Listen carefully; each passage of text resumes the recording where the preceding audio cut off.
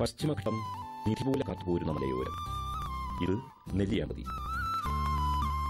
മഞ്ഞും വെയിലും മിഴിപൊത്തി കഴിക്കുന്ന നെല്ലിയാമ്പതിയുടെ മലമടക്കുകളിലും താഴ്വാരങ്ങളിലുമാകെ മലയാളത്തിന്റെ ഹരിതഭംഗി നിറഞ്ഞു. കാട്ടുചോലകളുടെ സാമീപ്യം നെല്ലിയാമ്പതിയെ കൂടുതൽ സുന്ദരമാകുന്നു. മലമടക്കുകൾ മഞ്ഞുമണികൾ വിതർന്നതുകൂടാതെ കാലവർഷവും തുലാവർഷവും ഈ മലഞ്ചെരുവിനെ കുളിരണിയിക്കുമ്പോൾ അക്ഷരാർത്ഥത്തിൽ തന്നെ നെല്ലിയാമ്പതി സാധാരണക്കാരുടെ ഊട്ടിയായി മാറുന്നു.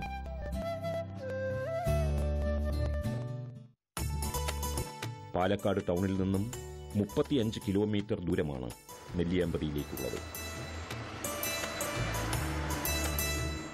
സമുദ്രനിരപ്പിൽ നിന്നും 1050 മീറ്റർ ഉയരമുള്ള നെല്ലിയാമ്പതിയിൽ ശരാശരി 3500 മില്ലിമീറ്റർ മഴ ലഭിക്കുന്നു എന്നാണ് കണക്ക്. വിദേശികളും സ്വദേശികളുമായ എണ്ണമറ്റ വിനോദസഞ്ചാരികൾ നെല്ലിയാമ്പതിയുടെ പ്രകൃതികാന്തി ആസ്വദിക്കുന്നതിനായി ഇവിടെ എത്തുന്നു. കാർഷിക കേരളത്തിന്റെ ഒരു പരിച്ഛേദം തന്നെയാണ് നെല്ലിയാമ്പതി. മാധുര്യമൂറുന്ന നിരവധി പഴവർഗ്ഗങ്ങളും എല്ലാവിധ പച്ചക്കറി ഇനങ്ങളും ഓർക്കിഡ് അടക്കമുള്ള പുഷ്പസസ്യങ്ങളുമൊക്കെ എന്നും നെല്ലിയാമ്പതിക്ക് സ്വന്തം തന്നെ. ഈ കാർഷിക പൈതൃകം കണ്ടറിഞ്ഞാണ് നെല്ലിയാമ്പതി ഓറഞ്ച് ആൻഡ് വെജിറ്റബിൾ ഫാമിന് രൂപമേകിയത്. 1943 സ്ഥാപിക്കപ്പെട്ട ഈ ഫാം ഇന്ന് സംസ്ഥാന കാർഷിക വികസന കർഷകക്ഷേമ വകുപ്പിന്റെ കീഴിലാണ്. Nelliyampathy orange and vegetable farm ഇപ്പോൾ പ്രധാന കൃഷി വിളകളിൽ ഒന്ന് പാഷൻ ഫ്രൂട്ടാണ്, രണ്ടാമത്തേത് ഓറഞ്ച്. മറ്റ് പച്ചക്കറി ഇനങ്ങളും ഫലവർഗ ഇനങ്ങളും പ്രത്യേകിച്ച് ശീതകാല ഫലവർഗ ഇനങ്ങളും Nelliyampathy government orange and vegetable ഫാമിൽ നമ്മളിപ്പോൾ ചെയ്തു വരുന്നുണ്ട്. നെല്ലിയാമ്പതി ഫാമിൽ ഇപ്പോൾ പ്രത്യേക ജനശ്രദ്ധ ആകർഷിച്ചു വരുന്ന ഒരു പ്രധാന കൃഷി ഇനം എന്ന് പറയുന്നത് പാഷൻ ഫ്രൂട്ടാണ്. പാഷൻ ഫ്രൂട്ടിൻ്റെ അടുത്ത കാലത്ത് ഉണ്ടായിരിക്കുന്ന ജനപ്രീതിക്ക് കാരണമായിട്ടുള്ളതും നെല്ലിയാമ്പതിയിലെ ഈ പ്രത്യേക രീതിയിലുള്ള പാഷൻ ഫ്രൂട്ടിൻ്റെ കൃഷിയും അതിൽ നിന്നുള്ള മൂല്യവർദ്ധിത ഉൽപ്പന്നങ്ങളുടെ വിപണനവുമാണ്. 1000 ഏക്കർ വിസ്തൃതിയാണ് നെല്ലിയാമ്പതിയിലെ ഓറഞ്ച് ആൻഡ് വെജിറ്റബിൾ ഫാമിനുള്ളത്. നെല്ലിയാമ്പതി ഓറഞ്ച് രാജ്യത്തിനകത്തും പുറത്തും ഏറെ പ്രസിദ്ധമാണ്. അതുകൊണ്ട് തന്നെ ഫാമിന്റെ ആരംഭകാലം മുതലേ ഓറഞ്ച് കൃഷിക്ക് പ്രാധാന്യം നൽകി.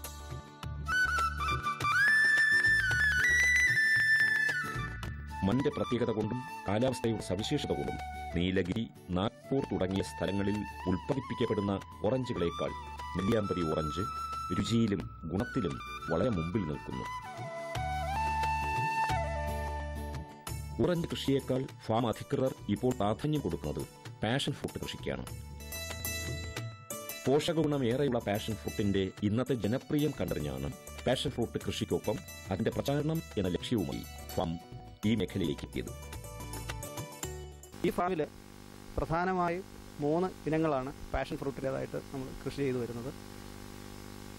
യെല്ലോ, പർപ്പിൾ, പിന്നെ കാവേരി. ഈ യെല്ലോ ഇനം എന്ന് പറയുന്നത് ഇത് വിളഞ്ഞ ഒരു പഴമാണത്. ഈ വിളഞ്ഞ പഴത്തിൻ്റെ ഈ ഒരു നിറം വെച്ച് തന്നെ അത് ആ ഇനത്തിൻ്റെ പേര് കൊടുത്തിരിക്കുന്നത് യെല്ലോ. ഇത് പർപ്പിൾ. ഇത് വിളവായിട്ട് വരുമ്പോഴത്തേക്ക് ഇതിൻ്റെ മുകൾ ഭാഗം ഈ പർപ്പിൾ കളറിലേക്ക് മാറും. ഇത് പർപ്പിൾ കളർ. ഇത് കാവേരി. ഇതൊരു ഹൈബ്രിഡാണ്. അപ്പം ഈ യെല്ലോ കളർ തന്നെ ആയിരിക്കും ഈ വിളഞ്ഞ പഴുത്ത പഴത്തിന് വരുന്നത്. അപ്പോൾ ഈ യെല്ലോ ഫ്രൂട്ടിനെക്കാട്ടിലും വലിപ്പ കൂടുതലായിരിക്കും ഇതിന്. 8 വർഷം വരെയും നിന്ന് വിളവ് തരാൻ ശേഷിയുള്ള ഒരിനമാണ് ഈ കാവേരി ഇനം. 12 ടൺ പെർ ഹെക്ടർ വരെ വിളവ് തരാനായിട്ട് കപ്പാസിറ്റി ഉള്ള ഒരു ഇനം കൂടിയാണ് ഇത് വരുന്നത്. ഈ യെല്ലോ ഇനത്തിന് ഇപ്പോൾ നമ്മളിത് പൊട്ടിച്ച് നോക്കിയാൽ ഇതിൻ്റെ നൈസർഗികമായ ഈ നല്ല സുഗന്ധം അത് മറ്റ് ഇനങ്ങൾക്കില്ല. എന്നാൽ ഈ പർപ്പിൾ ഇനത്തിന് ഏറ്റവും സ്വീറ്റായിട്ടുള്ളൊരു ഇനമാണ് പർപ്പിൾ. ഈ 2 ഗുണങ്ങളും കൂടെ ചേർന്ന് വന്നിട്ടുള്ള ഒരു ഇനമാണ് ഈ ഹൈബ്രിഡ് കാവേരി എന്ന് പറയുന്നത്. അപ്പോൾ ഈ 3 ഇനങ്ങളും നമ്മുടെ ഈ ഫാമിൽ നല്ല രീതിയിൽ 20 ഹെക്ടറോളം സ്ഥലത്ത് നമ്മൾ കൃഷി ചെയ്യുന്നുണ്ട്. ഇത് പരിപൂർണമായിട്ടും മൂല്യവർദ്ധിത ഉൽപ്പന്നങ്ങളായിട്ടുള്ള ആണ് നമ്മൾ വിൽപ്പന നടത്തിക്കൊണ്ടിരിക്കുന്നത്. യെല്ലോ, പർപ്പിൾ, കാവേരി എന്നീ 3 ഇനങ്ങളിൽപ്പെട്ട പാഷൻ ഫ്രൂട്ടുകളാണ് ഫാമിൽ ഇപ്പോൾ കൃഷി ചെയ്തു പോരുന്നത്. പഴുക്കുമ്പോൾ മഞ്ഞ നിറത്തിലുള്ള കായ്കളുള്ള യെല്ലോ പാഷൻ ഫ്രൂട്ട് സാധാരണമാണെങ്കിൽ പർപ്പിൾ, കാവേരി ഇനങ്ങൾ സർവ്വസാധാരണമല്ല. പച്ച നിറത്തിൽ നിന്നും പാകമാകവേ പർപ്പിൾ നിറത്തിലേക്ക് മാറുന്ന ഇനത്തിന് മഞ്ഞ നിറമുള്ളവയേക്കാൾ മധുരം വളരെ കൂടുതലാണ്. മഞ്ഞ ഇനത്തിന്റെയും പർപ്പിൾ ഇനത്തിന്റെയും സങ്കരവർഗമാണ് കാവേരി. മറ്റ് 2 ഇനങ്ങളെക്കാൾ വലിപ്പവും മധുരവും സുഗന്ധവുമാണ് ഈ ഇനത്തിന്റെ പ്രത്യേകത.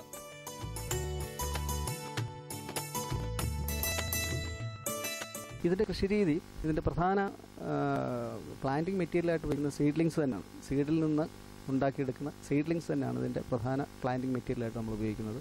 ഇവിടുന്ന് തന്നെയുള്ള ഈ കിട്ടുന്ന പഴങ്ങളുടെ സീഡ്സ് നമ്മൾ എടുത്തിട്ട് സീഡ്ലിങ്സ് ആയിട്ട് എടുക്കും. പിന്നെ ഹൈബ്രിഡ് ഇനങ്ങളുടെ സീഡ്ലിങ്സ് നമ്മൾ വേറെ റിസർച്ച് സ്റ്റേഷനിൽ നിന്ന് വാങ്ങിച്ചിട്ട് നമ്മളത് ഉപയോഗിക്കുന്നുണ്ട്.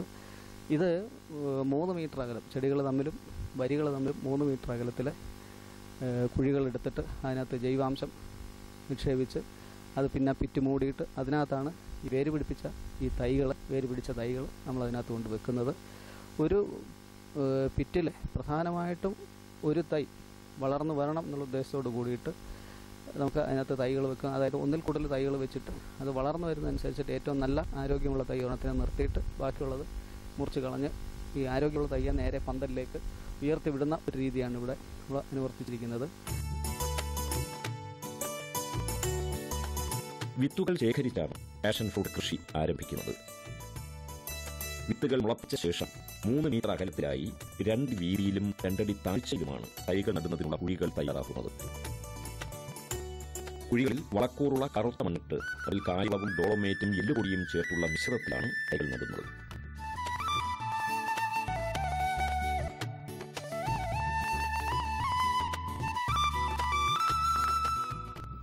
ഒരു കുഴിയിൽ 3 തൈകളാണ് നടുക. ചെടികൾ വളരുന്നതിനായി 3 കമ്പുകളും കുഴിയിൽ നാട്ടുന്നു. നട്ടാലുടനെ പലിച്ച നടിയിലെ തളർച്ച ഒഴിവാക്കാനായി വെള്ളം തളിച്ചു കൊടുക്കുന്നു. 3 മാസം കഴിയവേ ചെടിയുടെ വളർച്ചയ്ക്ക് നിയന്ത്രണമേകി പന്തലിലേക്ക് പടർത്തുന്നു. പന്തലിൽ വെള്ളി വീശി പടർന്ന് 5 മാസം കഴിയവേ പാഷൻ ഫ്രൂട്ട് ചെടികൾ പൂക്കളിടുന്നു.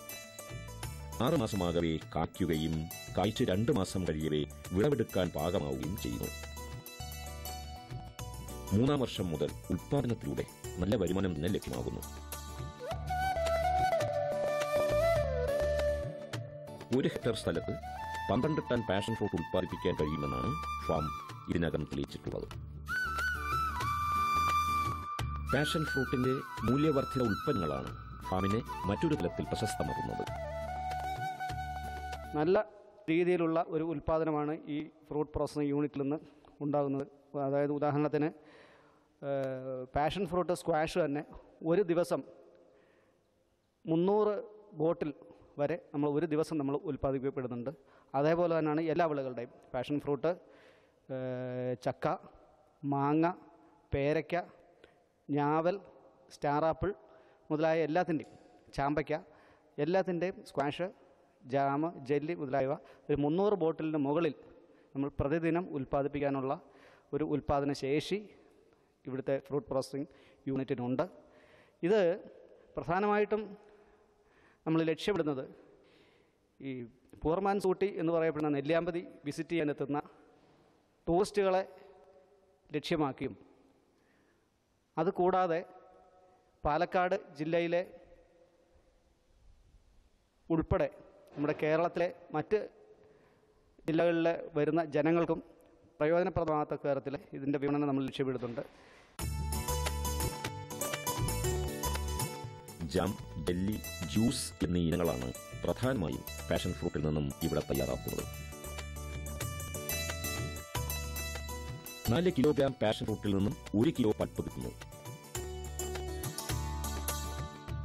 കായ്കൾ മുറിച്ചെടുത്ത് അതിൽ നിന്നും പൾപ്പ് ശേഖരിക്കുന്നു.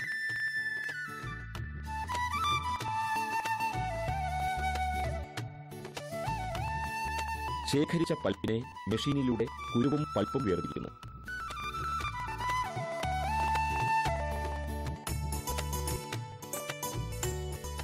വേർതിരിച്ച പൽപ്പിനെ ശുദ്ധമായ പരുത്തി തുണിയിൽ അരിച്ചെടുക്കുന്നു. തുടർന്നുള്ള സാങ്കേതിക സംവിധാന പ്രവർത്തനങ്ങളിലൂടെ പാഷൻ ഫ്രൂട്ട് സ്ക്വാഷും ജ്യൂസും ജെല്ലിയും ജാമും ഇവിടെ തയ്യാറാക്കപ്പെടുന്നു. പാഷൻ ഫ്രൂട്ടിൽ നിന്നുള്ള മൂല്യവർദ്ധിത ഉൽപ്പാദന മേഖലയിലെ ഏക സംസ്ഥാനം കൂടിയാണ് കേരളം. അതിന്റെ പ്രൗഢി നെല്ലിയാമ്പതിയിലെ government orange and vegetable farm തന്നെയാണ്. നമ്മുടെ ഫാമിൻ്റെ പ്രധാന ഗേറ്റിനോട് അനുബന്ധിച്ച് സജ്ജീകരിച്ചിട്ടുള്ള ഒരു സെയിൽസ് ഔട്ട്ലെറ്റ് ഉണ്ട്.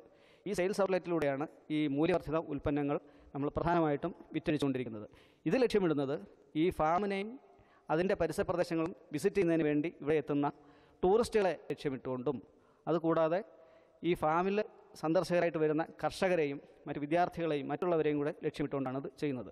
ഇതിനോടനുബന്ധിച്ച് തന്നെ സജ്ജീകരിച്ചിട്ടുള്ള ഒരു പച്ചക്കറി വിപണന ഔട്ട്ലെറ്റും കൂടി ഇതിനകത്തുണ്ട്. ഇത് നമ്മൾ ഈ നെല്ലിയാമ്പതി ഫാമിൽ ഉൽപ്പാദിപ്പിക്കപ്പെടുന്ന പ്രത്യേക പച്ചക്കറി ശീതകാല പച്ചക്കറി ഇനങ്ങൾ ആയിട്ടുള്ള ബീൻസ്, ബട്ടർ ബീൻസ്, പിന്നെ ക്ലസ്റ്റർ ബീൻസ്, മറ്റേ നോൾക്കോള്, അങ്ങനെ മുതലായിട്ടുള്ള പച്ചക്കറി ശീതകാല പച്ചക്കറി ഉൽപ്പന്നങ്ങളും, പിന്നെ ഈ സ്വീറ്റ് കോൺ ഇവിടുത്തെ ഏറ്റവും പ്രധാനപ്പെട്ട ഒരു ഉൽപ്പന്നമാണ്. ആ സ്വീറ്റ് കോൺ ഉൾപ്പെടെയുള്ള സാധനങ്ങൾ നമ്മൾ ഇവിടെ പോകുന്നുണ്ട്. ഈ രണ്ട് സെയിൽസ് ഔട്ട്ലെറ്റുകളിലൂടെയാണ് നമ്മൾ ഇവിടുത്തെ ഉൽപ്പന്നം ഈ പച്ചക്കറി ഫലവർഗ മൂല്യവർദ്ധിത ഉൽപ്പന്നങ്ങൾ നമ്മൾ വിപണനം നടത്തിക്കൊണ്ടിരിക്കുന്നത്. ഫാമിൽ തന്നെയുള്ള വിൽപ്പനശാലയിലൂടെയാണ് പഴവർഗ്ഗങ്ങളുടെയും പച്ചക്കറികളുടെയും മൂല്യവർദ്ധിത ഉൽപ്പന്നങ്ങളുടെയും വിപണനം നടത്തുന്നത്. നെല്ലിയാമ്പതി സന്ദർശനത്തിനായി എത്തുന്ന വിനോദസഞ്ചാരികളാണ് ഇവിടുത്തെ ഉപഭോക്താക്കളിൽ ഏറെയും. പാഷൻ ഫ്രൂട്ട് അടക്കമുള്ള പഴവർഗ്ഗങ്ങളുടെ ജ്യൂസും ജാമും ജെല്ലിയും മറ്റു ഫലങ്ങളിൽ നിന്നുള്ള അച്ചാറും വറ്റും ഒക്കെ വളരെ വേഗം തന്നെ ഈ വിതരണ കേന്ദ്രത്തിൽ നിന്ന് വിറ്റുപോകുന്നു. ഫാമിലെ എല്ലാ കൃഷിവിളകളുടെയും വിത്തുകളും നടീൽ വസ്തുക്കളും കർഷകർക്ക് ഇവിടെ നിന്ന് ലഭ്യമാകുന്നു.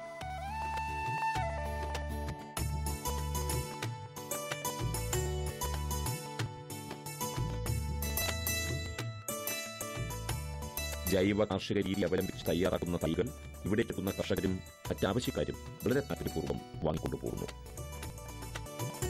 നെല്ലിയാമ്പതിയിലേക്ക് എത്തുന്ന സന്ദർശകർക്കുള്ള ഒരു പാക്കേജ് പദ്ധതിയായി government orange and vegetable farm അതിന്റെ പഴം, പച്ചക്കറി, മൂല്യവർദ്ധിത ഉൽപ്പന്നങ്ങളെ കാണുന്നു.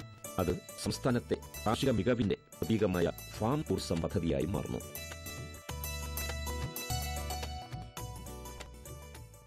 ഈ 7 പോളി ഹൗസുകളിൽ നിലവിലുള്ളതിൽ ഓർക്കിഡ്, ആന്തൂറിയം എന്നിവയുടെ സസ്യങ്ങളുടെ കൂടുതൽ നമുക്ക് പ്ലാന്റിംഗ് മെറ്റീരിയൽ ഉൽപ്പാദിപ്പിച്ചിട്ട് ഇവിടെ വരുന്ന കർഷകർക്കും മറ്റ് വിസിറ്റേഴ്സിനും വിതരണം ചെയ്ത് കൊടുക്കുകയും അതുകൂടാതെ മറ്റ് ഫലവർഗ തൈകളുടെ ഉൽപ്പാദനം, ഉദാഹരണത്തിന് ഓറഞ്ച് തൈകൾ, മറ്റ് നാരകവർഗത്തിൽപ്പെട്ടിട്ടുള്ള മറ്റ് സസ്യങ്ങളുടെ തൈകൾ മുതലായവയും, കോഫി പ്ലാന്റേഴ്സിന് ആവശ്യമായിട്ടുള്ള പ്ലാന്റിംഗ് മെറ്റീരിയൽസ്, മറ്റ് ഫലവർഗ തൈകളുടെ ഉൽപ്പാദനം എന്നിവയും നമ്മളിവിടെ നടത്തുന്നുണ്ട്. കൃഷി ഡിപ്പാർട്ട്മെൻറ്റ് ഫാമിനോട് ആവശ്യപ്പെടുന്ന മുറയ്ക്ക് കേരളത്തെ എല്ലാ ജില്ലകളിലേക്കുമുള്ള കർഷകർക്ക് ആവശ്യമായിട്ടുള്ള ഫലവർഗ തൈകളുടെ ഉൽപ്പാദനവും പ്രത്യേകിച്ച് ടിഷ്യൂ കൾച്ചർ ബനാന അതിൻ്റെ ഹാർഡനിങ് ഉൾപ്പെടെയുള്ള ആക്ടിവിറ്റീസ് ഈ ഹൈടെക് ഫാമിംഗ് ഈ പോളി ഹൗസുകളിലൂടെ നമ്മൾ ഉൽപ്പാദനം നടത്തി കർഷകർക്ക് ലഭ്യമാക്കിക്കൊണ്ടിരിക്കുകയാണ്. ഇതുകൂടാതെ പ്രിസിഷൻ ഫാമിംഗ് ടെക്നിക്കിലൂടെ ഇവിടെ സ്ട്രോബെറി കൾട്ടിവേഷൻ നമ്മൾ ഇവിടെ ആരംഭിച്ചിട്ടുണ്ട്. നമ്മുടെ ഈ തൊട്ടുപുറകിൽ കാണുന്ന ഈ പോളി ഹൗസിൻ്റെ ആ 7 പോളി ഹൗസുകളുടെയും മുൻവശത്തായിട്ട് നമ്മൾ ഈ സ്ട്രോബെറി കൾട്ടിവേഷൻ ഈ പ്രിസിഷൻ ഫാമിംഗ് ടെക്നോളജിയിലൂടെ നമ്മൾ ആരംഭിച്ചിട്ടുണ്ട്.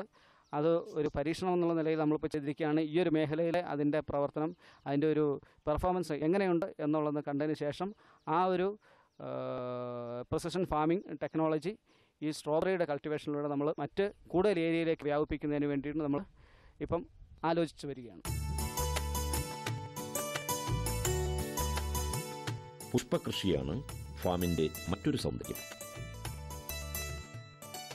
വിവിധ ഇനം anthurium, orchid, gerbera, rose, carnation, gladiolus തുടങ്ങി 45ഓളം ഇനങ്ങൾ ഉൽപ്പാദിപ്പിച്ച് ആധുനിക രീതിയിൽ പാക്ക് ചെയ്ത് കയറ്റി അയക്കുന്നു.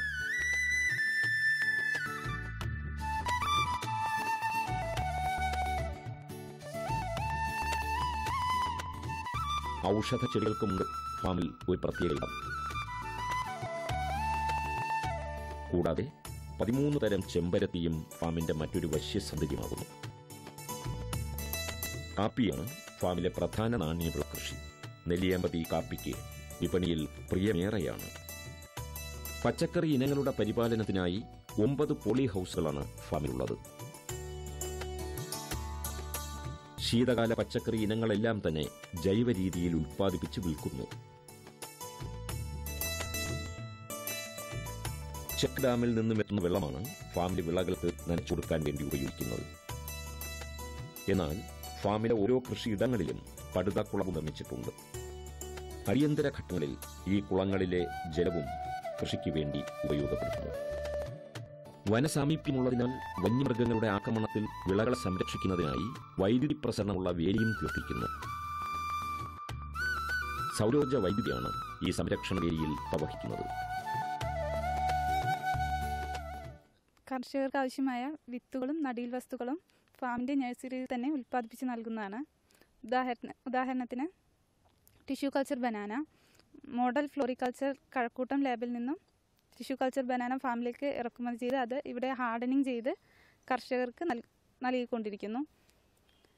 വേറെ പാഷൻ ഫ്രൂട്ട് തൈകൾ, കോഫി സീഡ്ലിങ്സ്, അതുകൂടാതെ ശീതകാല പച്ചക്കറികളായ കാബേജ്, കോളിഫ്ലവർ, ബ്രൊക്കോളി, ഞോൾക്കോൾ തുടങ്ങിയ മറ്റ് പച്ചക്കറി തൈകളും ഫാമിൽ തന്നെ ഉൽപ്പാദിപ്പിച്ച് നൽകുന്നു.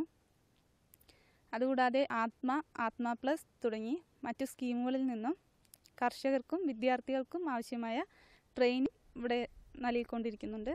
അതുകൂടാതെ റെസിഡൻഷ്യൽ ട്രെയിനിങ് ഹോസ്റ്റലിൻ്റെ നിർമ്മാണം നടന്നുകൊണ്ടിരിക്കുകയാണ്.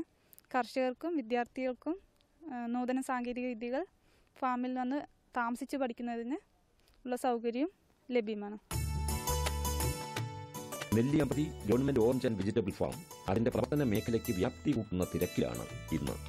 അത് കേവലം നെല്ലിയാമ്പതി എന്ന മലമണ്ണിൽ ഒതുങ്ങുന്നില്ല. ഓറഞ്ചും പാഷൻ ഫ്രൂട്ടും ഒക്കെ അടങ്ങുന്ന പഴവർഗ്ഗങ്ങളെയും പച്ചക്കറികളെയും ഇവയിൽ നിന്നെല്ലാമുള്ള വൈവിധ്യമാർന്ന മൂല്യവർദ്ധിത ഉൽപ്പന്നങ്ങളെയും സംസ്ഥാനമാകെ വ്യാപിപ്പിക്കുക എന്ന മഹിതമായ ലക്ഷ്യമാണ് ഫാമിൻ്റേത്.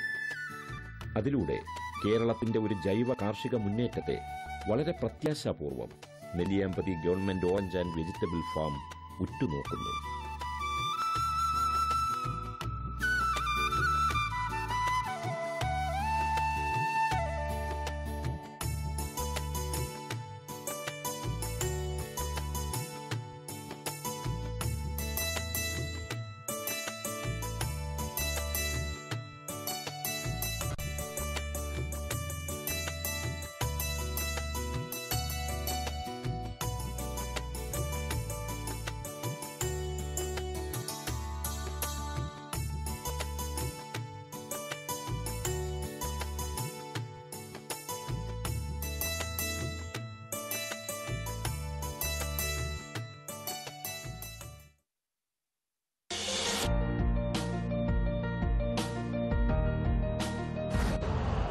यूरिया का स्वदेशी उत्पादन 17 लाख टन बढ़ाने के लिए 6 उर्वरक संयंत्रों का उद्धार किया जा रहा है। FCIL के गोरखपुर, सिंदरी, तलचर और रामागुंडम संयंत्र, HFCL की बरौनी इकाई और BVFCL की नामरू फोर्थ। सोने पर सुहागा ये है कि देश में अब बनेगा सिर्फ नीम लेपित यूरिया, क्योंकि इससे होगा किसानों का फायदा ही फायदा। अनाज का उत्पादन 10% तक बढ़ेगा। बढ़ेगी 10 से 15% नाइट्रोजन क्षमता।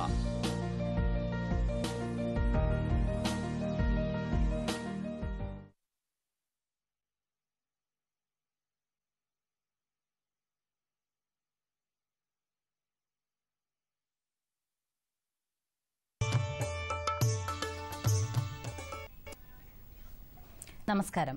ദൂരദർശൻ കാർഷിക വാർത്തകളിലേക്ക് സ്വാഗതം. പ്രധാന വാർത്തകൾ. ഔഷധ സസ്യ ബോർഡ് ഗൃഹചൈതന്യം പദ്ധതി നടപ്പിലാക്കുന്നു. അന്താരാഷ്ട്ര ചക്ക മഹോത്സവം വയനാട്ടിൽ. റബ്ബറിന്റെ രോഗനിയന്ത്രണ മാർഗങ്ങളിൽ പരിശീലനം. വിശദമായ വാർത്തകളിലേക്ക്. സംസ്ഥാന ഔഷധ സസ്യ ബോർഡ് ഗൃഹചൈതന്യം പദ്ധതി നടപ്പിലാക്കുന്നു. എല്ലാ വീട്ടിലും ഒരു വേപ്പും കറിവേപ്പും എന്നതാണ് പദ്ധതിയുടെ ലക്ഷ്യം. ഗ്രാമപഞ്ചായത്തുകൾ മുഖേന ഈ പദ്ധതി സമയബന്ധിതമായി പൂർത്തിയാക്കും. പദ്ധതിയുടെ ഒന്നാം ഘട്ടത്തിൽ ഈ വർഷം 1 ലക്ഷം ആര്യവേപ്പും 1 ലക്ഷം കറിവേപ്പും വിതരണം ചെയ്യും. കൂടാതെ ഔഷധ സസ്യ ബോർഡിന്റെ ആഭിമുഖ്യത്തിൽ തിരുവനന്തപുരത്തെ പെരിങ്ങമല പഞ്ചായത്തിലും തൃശൂരിലെ മറ്റത്തൂർ പഞ്ചായത്തിലും ഗ്രാമീണ പദ്ധതി നടപ്പിലാക്കുന്നു. ഔഷധ സസ്യകൃഷി വ്യാപിപ്പിക്കുകയും ഗൃഹൌഷധികളെ കുറിച്ചുള്ള അവബോധം സൃഷ്ടിക്കുകയുമാണ് ഗ്രാമീണ പദ്ധതിയിലൂടെ ലക്ഷ്യമിടുന്നത്. ഓണത്തിന് ഒരു മുറം പച്ചക്കറി പദ്ധതിക്ക് തുടക്കമായി. 63 ലക്ഷം പച്ചക്കറി വിത്തു കിറ്റുകളും 45 ലക്ഷം പച്ചക്കറി തൈകളും 1 ലക്ഷത്തോളം ഗ്രോ ബാഗുകളും കൃഷിഭവനുകൾ വഴിയും ഹരിത കേരള മിഷനുമായി ബന്ധപ്പെടുത്തിക്കൊണ്ട് കുടുംബശ്രീ, പച്ചക്കറി ക്ലസ്റ്ററുകൾ, റെസിഡൻസ് അസോസിയേഷനുകൾ തുടങ്ങിയ വഴിയും ലഭ്യമാക്കുന്നതാണ്. പദ്ധതിയുടെ കീഴിൽ മികച്ച കൃഷി നടത്തുന്നവർക്ക് 5000 രൂപ മുതൽ 1 ലക്ഷം രൂപ വരെയുള്ള പുരസ്കാരങ്ങളും നൽകും. കൂടുതൽ വിവരങ്ങൾക്കും പദ്ധതിയിൽ അംഗങ്ങളാവുന്നതിനും അടുത്തുള്ള കൃഷിഭവനുമായി ബന്ധപ്പെടേണ്ടതാണ്. വയനാട്ടിലെ അമ്പലവയൽ മേഖലാ കാർഷിക ഗവേഷണ കേന്ദ്രത്തിൽ ഓഗസ്റ്റ് 9 മുതൽ 14 വരെ അന്താരാഷ്ട്ര ചക്ക മഹോത്സവം സംഘടിപ്പിക്കുന്നു. കാർഷിക സർവകലാശാലയും കൃഷിവകുപ്പും TFNET-ഉം ഇസാസും ജില്ലാ ലീഗൽ സർവീസസ് അതോറിറ്റിയും സംയുക്തമായാണ് മേള സംഘടിപ്പിക്കുന്നത്. ചക്കയുടെ ഉൽപാദനവും മൂല്യവർദ്ധനവും വിപണനവും എന്ന വിഷയത്തിലുള്ള ശില്പശാലയിൽ പ്രഗത്ഭരായ ശാസ്ത്രജ്ഞരുമായി കർഷകർക്ക് സംവദിക്കാനുള്ള അവസരം ഉണ്ടായിരിക്കുന്നതാണ്. തിരുവനന്തപുരം കുടപ്പനക്കുന്ന് മൃഗസംരക്ഷണ പരിശീലന കേന്ദ്രത്തിൽ നാളെയും മറ്റന്നാളും ആട് വളർത്തലിൽ പരിശീലനം നൽകുന്നു. പരിശീലനത്തിൽ പങ്കെടുക്കാൻ താൽപര്യമുള്ളവർക്ക് ബന്ധപ്പെടാവുന്ന ഫോൺ നമ്പർ 0471 273 2918.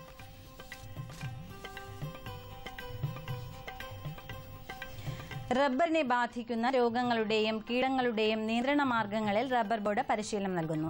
രോഗകാരണങ്ങൾ, കീടബാധകൾ, അവയുടെ നിയന്ത്രണത്തിന് ഉപകരിക്കുന്ന മരുന്നുകളുടെ ഉപയോഗക്രമങ്ങൾ എന്നിവയിലുള്ള ഏകദിന പരിശീലനം ഈ മാസം 21-ന് കോട്ടയത്തെ റബ്ബർ ട്രെയിനിംഗ് ഇൻസ്റ്റിറ്റ്യൂട്ടിൽ നടത്തും. പരിശീലന ഫീസ് 500 രൂപ. പരിശീലനത്തിൽ പങ്കെടുക്കാൻ താൽപര്യമുള്ളവർക്ക് വിളിക്കാവുന്ന ഫോൺ നമ്പർ 0481 2351 313. മറ്റൊരു നമ്പർ 0481 2353 127.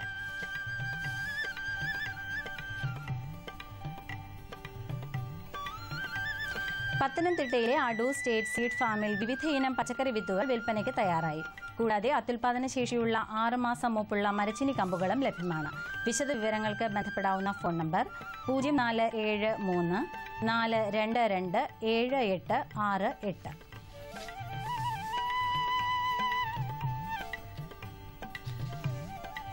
ചെങ്ങന്നൂർ സെൻട്രൽ ഹാച്ചറിയോടനുബന്ധിച്ചുള്ള ട്രെയിനിംഗ് ഇൻസ്റ്റിറ്റ്യൂട്ടിൽ ഈ മാസം വിവിധ വിഷയങ്ങളിൽ പരിശീലനം നൽകുന്നു.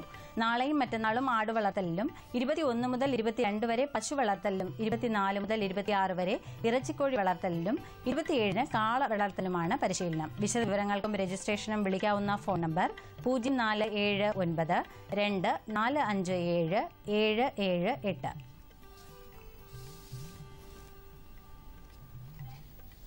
ഇനി കമ്പോള നിലവാരം.